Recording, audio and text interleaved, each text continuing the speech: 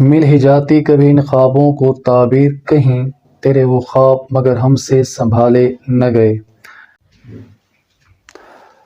السلام علیکم، امید آپ لوگ خیریت سے ہوں گے۔ آج ہے بابائے قوم کا دن اور ان کو یوم پیدائش قائد اعظم محمد علی جناح، اور 25 دسمبر 1876 کو آپ کی پیدائش ہوئی۔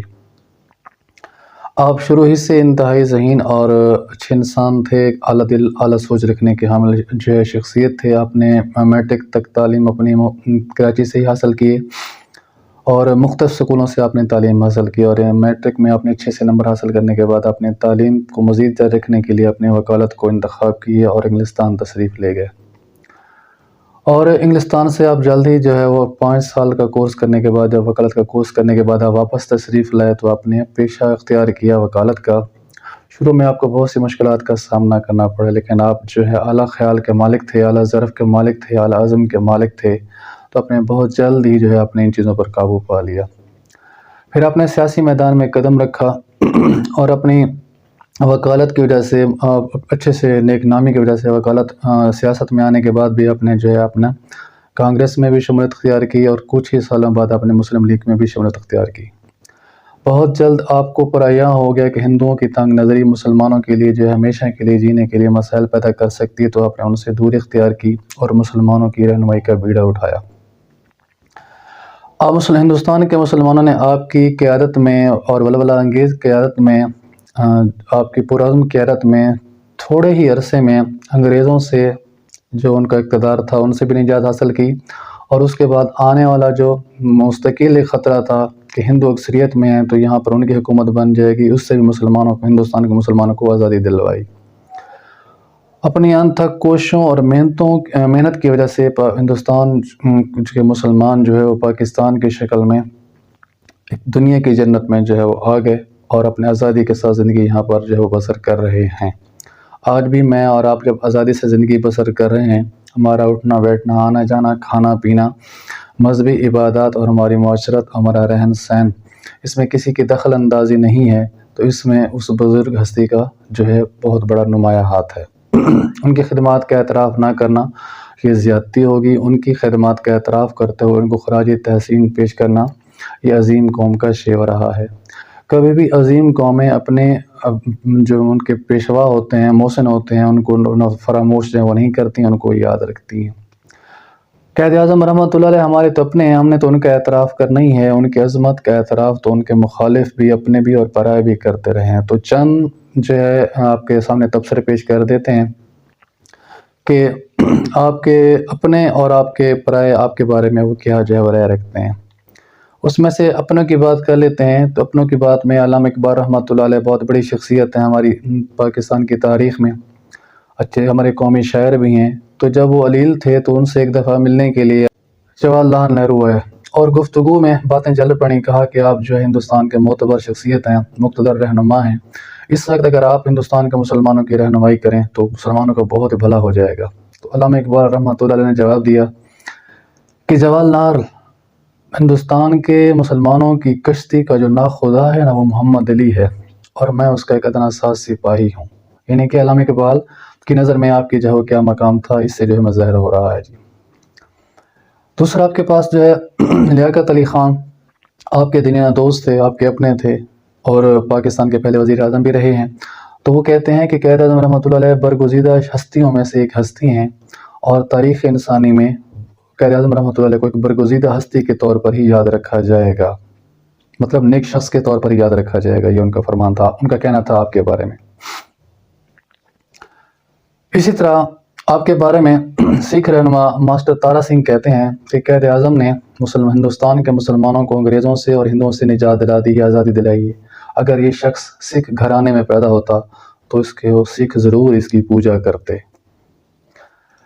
اسی طرح آپ کے بارے میں آپ کے مخالف اور آپ کے حریف مہاتما گاندھی کہتے ہیں کہ محمد علی کی جو خلوص ہے وہ مسلم ہے، تسلیم شدہ ہے، ایک اچھے انسان ہیں اور میرے دیرینہ ساتھی ہیں، اور میں ان کو زندہ باد ہی کہنا چاہوں گا۔ وہ آپ کے بارے میں یہ رائے رکھتے ہیں۔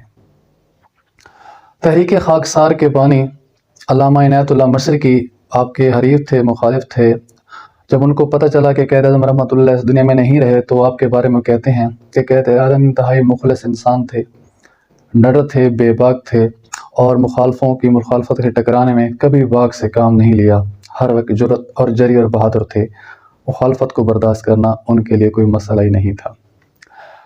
आपके मुखालफों में आपके मुखालिफ मौलाना अबुल कलाम आज़ाद जो कांग्रेस के मुसलमान रहनुमा थे, वो आपके बारे में कहते हैं कि क़ायद आज़म रहमतुल्लाह अलैह हर मसले को ठंडे दिमाग और दिल के साथ हल करते और यही उनकी कामयाबी का राज था। इसी तरह आपके बारे में हिंदू रहनुमा एक औरत थी, हिंदू रहनुमा थी जिनको लोग बुलबुल हिंद भी कहा जाता था और ये साबका गवर्नर थी यूपी की। वो आपके बारे में कहती हैं कि क़ायद आज़म कौम परस्ती में एक आइडियल शख्सियत रखते हैं। वो अपनी ज़ाती अगराज़ के लिए तो किसी से कोई नुकसान किसी को पहुंचाते नहीं हैं, लेकिन इस शख्स की हर बात हिंदुस्तान के मुसलमान अपने लिए हुक्म का दर्जा रखते हैं। इसका हर इरादा उनका फ़ैसला बन जाता है। ये हिंदुस्तान के वो रहनुमा हैं जिनके लफ्ज़ ब लफ्ज़ जो है वो तामील की जाती है। जी, ये आपके उस वक्त के बारे में जो है वो आपके बारे शख्सियत के बारे में तबसरा कर रही हैं।